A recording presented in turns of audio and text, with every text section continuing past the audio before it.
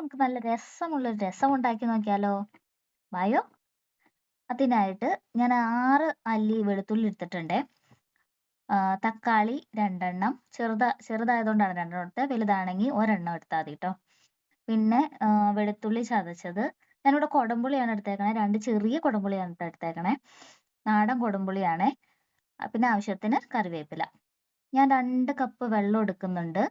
എനിക്ക് കൂടുതൽ രസം വേണം. അതുകൊണ്ട് ഞാൻ 2 കപ്പ് വെള്ളം എടുത്തിട്ടുണ്ടേ. നിങ്ങൾക്ക് ആവശ്യത്തിന് എടുത്താൽ മതി.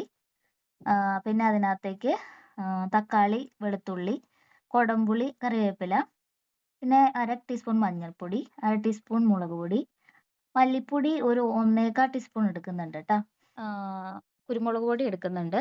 ആവശ്യത്തിന് ഉപ്പും ചേർത്തിട്ട് ഹൈ ഫ്ലെയിമിൽ തിളപ്പിച്ചതിന് ശേഷം ഓഫ് ഫ്ലെയിമിലാക്കിയിട്ട് നമുക്ക് കുക്ക് ചെയ്തെടുക്കാം ട്ടോ.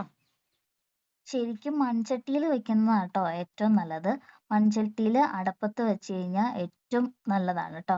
നമുക്കൊന്ന് അടച്ച് വെച്ച് നല്ലോണം വേവിക്കാം. ഒരു 15 മിനിറ്റ് വേവിച്ചതിന് ശേഷം ഓൾമോസ്റ്റ് കുക്കായതിന് ശേഷം നമുക്ക് അതിനകത്തേക്ക് 2 പിഞ്ച് കായപ്പൊടി ഇട്ട് ഒന്നുകൂടി ഒന്ന് തിളപ്പിച്ചതിന് ശേഷം നമുക്ക് കുറച്ച് മല്ലിയില ഇടാം. ഇതിന്റെ പാകം അറിയുന്നതെന്ന് വെച്ച് കഴിഞ്ഞാൽ തക്കാളിയുടെ തൊലി നല്ലോണം ഇളകി വരണം. തക്കാളി നന്നായിട്ട് വെന്ത് തൊലി ഇളകി വരണം.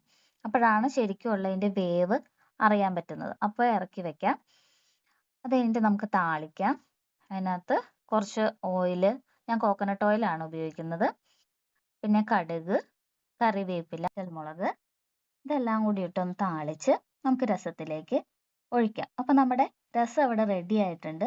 അപ്പോൾ നിങ്ങൾ എന്തായാലും ഒന്ന് ട്രൈ ചെയ്ത് നോക്കണേ. ഇനി അടുത്ത വീഡിയോ കാണാം. ബൈ.